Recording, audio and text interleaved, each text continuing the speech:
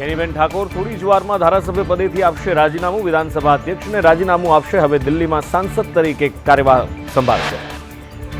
રાજકોટના game zone અગ્નિકાંડ મુદ્દે મુખ્યમંત્રીનું મોટું નિવેદન. કહ્યું, રાજકોટ ઘટના બાદ એવું લાગ્યું કે આપણી ભૂલ થઈ છે. વડોદરા કોર્પોરેશનના પ્લોટ પર ટીએમસી સાંસદ યુસુફ પઠાણે કબજો કર્યાના આરોપ. બીજેપીના પૂર્વ કોર્પોરેટર વિજય પવારે કર્યા આરોપ. વડતાલ સ્વામિનારાયણ મંદિરમાં રાજ્યભરમાંથી સેંકડો હરિભક્તો ઉમટી આવ્યા. લંપટ સંતો વિરુદ્ધ હરિભક્તો દ્વારા બેનર અને સૂત્રોચ્ચાર સાથે વિરોધ પ્રદર્શન. એમએસ યુનિવર્સિટીમાં બીકોમમાં પ્રવેશ સંખ્યા વધારવા વિદ્યાર્થીઓની માંગ. વડોદરામાં 5000થી વધુ વિદ્યાર્થીઓ પ્રવેશથી વંચિત રહેતા એજીએસજી ગ્રુપ દ્વારા હેડ ઓફિસમાં આંદોલન. નીટની પરીક્ષામાં ગેરરીતિ મામલે 1563 વિદ્યાર્થીઓના ગ્રેસ માર્ક રદ કરવાનો સુપ્રીમ કોર્ટે કર્યો આદેશ. આ તમામ વિદ્યાર્થીઓએ ફરી પરીક્ષા આપવી પડશે.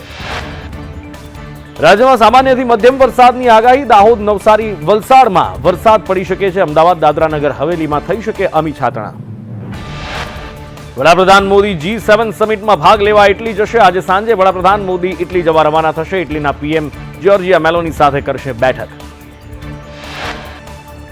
વર્લ્ડ કપમાં વેસ્ટ ઇન્ડિઝે ન્યૂઝીલેન્ડ સામે 13 રને વિજય મેળવ્યો. પ્રથમ દાવ લેતા વેસ્ટ ઇન્ડિઝે નિર્ધારિત 20 ઓવરમાં 9 વિકેટે 149 રન બનાવ્યા હતા. જવાબમાં ન્યૂઝીલેન્ડની ટીમ 9 વિકેટમાં 136 રન બનાવી શકી. ભારતે અમેરિકાને 60 વિકેટે પરાજય આપી સુપર 8માં પ્રવેશ મેળવી લીધો. 111 રનના લક્ષ્યાંકને ભારતે 18.2 ઓવરમાં પૂરો કરી લીધો.